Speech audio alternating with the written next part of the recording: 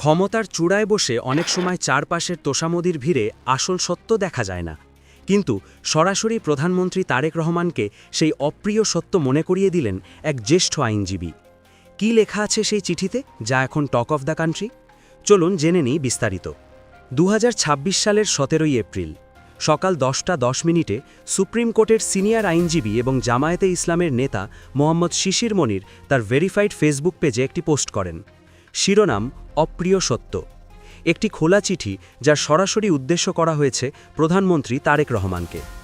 শিশির মনির তার চিঠিতে উল্লেখ করেন, ক্ষমতায় থাকলে চারপাশের মানুষ বাস্তব কথা বলতে ভয় পায় বা সংকোচ বোধ করে, এবং এই তোষামোদির কারণেই অতীতে অনেক নেতাকে হেয় প্রতিপন্ন হতে হয়েছে। চিঠির একটি বড় অংশ জুড়ে ছিল জাতীয় সংসদে প্রধানমন্ত্রীকে নিয়ে করা বিভিন্ন মন্তব্যের সমালোচনা। সম্প্রতি সংসদে বিএনপি দলীয় এমপি মুজিবুর রহমান দাবি তোলেন যে প্রধানমন্ত্রী তারেক রহমান এবং তার প্রয়াত ভাই আরাফাত রহমান কোকোকে রাষ্ট্রীয় শিশু মুক্তিযোদ্ধা হিসাবে স্বীকৃতি দিতে হবে। তাদের যুক্তি হল, 1971 সালে তারা মায়ের সাথে পাকিস্তানের হাতে বন্দী ছিলেন। শিশির মনির এই ধরনের দাবিকে রাজনৈতিক তোষামোদির চূড়ান্ত উদাহরণ হিসাবে দেখছেন, যা জনমনে বিভ্রান্তি তৈরি করে। শুধু তাই নয়, 16 এপ্রিলের সংসদ অধিবেশনে স্বাস্থ্যমন্ত্রী সর্দার সাখোয়াত হোসেন বকুল প্রধানমন্ত্রীকে সরাসরি মুঘল সম্রাট বাবরের সাথে তুলনা করেন।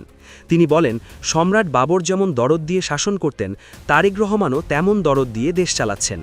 একজন গণতান্ত্রিক প্রধানমন্ত্রীকে মধ্যযুগীয় সম্রাটের সাথে তুলনা করাটা কতটুকু যুক্তিযুক্ত, সেই প্রশ্নই তুলেছেন আইনজীবী মনির। চিঠিতে প্রধানমন্ত্রীর কন্যা ব্যারিস্টার জাইমা রহমানকে নিয়েও বেশ কিছু পর্যবেক্ষণ তুলে ধরা হয়েছে। সম্প্রতি স্বাধীনতা পুরস্কার প্রদান অনুষ্ঠানে প্রধানমন্ত্রী তার নিজ হাতে নিজের মেয়ের কাছে বেগম খালেদা জিয়ার মরণোত্তর পদকটি তুলে দেন।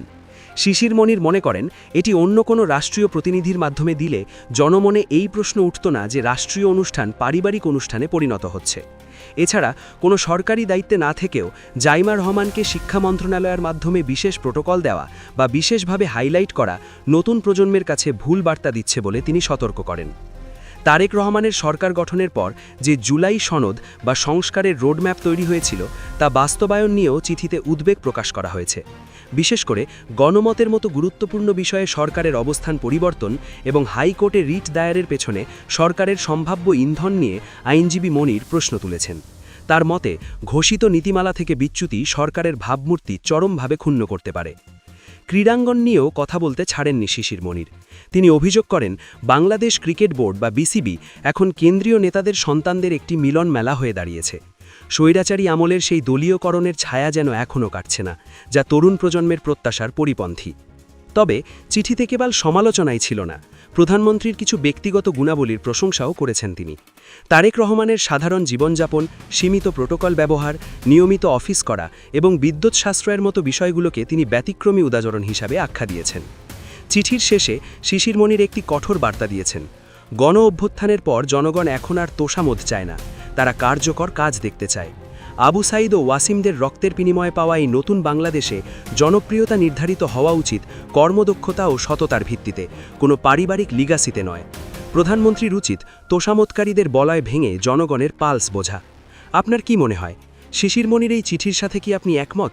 কমেন্টে আমাদের জানান। ধন্যবাদ আমাদের সাথে থাকার জন্য।